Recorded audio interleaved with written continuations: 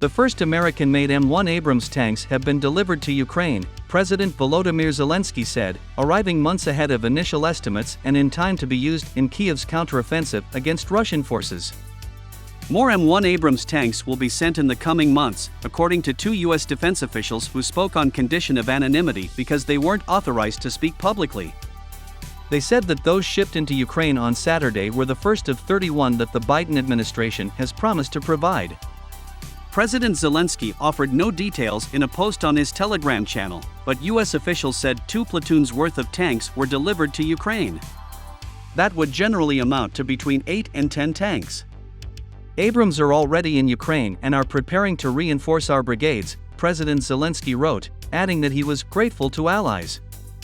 The Abrams will be among other tanks in Ukraine's arsenal that it could use to push into, and possibly reclaim, Russian-held territory in Ukraine's eastern and southern regions, where fighting has ground on for months without major breakthroughs.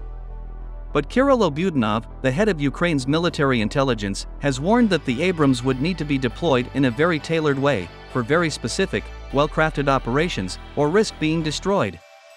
If they are simply sent to the front lines to try to punch through Russian defenses, General Budanov said last week in an interview with an American military news site, they will not live very long on the battlefield. They need to be used in those breakthrough operations, but very well prepared. Former senior American military officers say it could take some time before the Abrams are sent to the battlefield, as Ukrainian troops first ensure that they have the needed support elements and decide where and when the vehicles will be most effective. Until then, it's likely that the tanks' locations will be kept under wraps as Ukraine's forces don't want to start losing them to precision strikes before they are actually in the fight, said Ben Hodges, a retired general who formerly commanded the U.S. Army in Europe.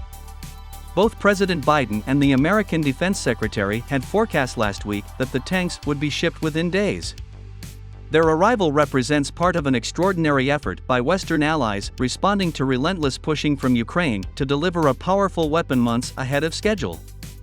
Just 1 year ago, allies had resisted sending Western-made tanks to Ukraine, concerned that doing so would draw NATO more directly into the war and further escalate tensions with President Vladimir Putin of Russia. The M1 Abrams entered service in 1980 and serves as the main battle tank of the United States Army and formerly of the United States Marine Corps.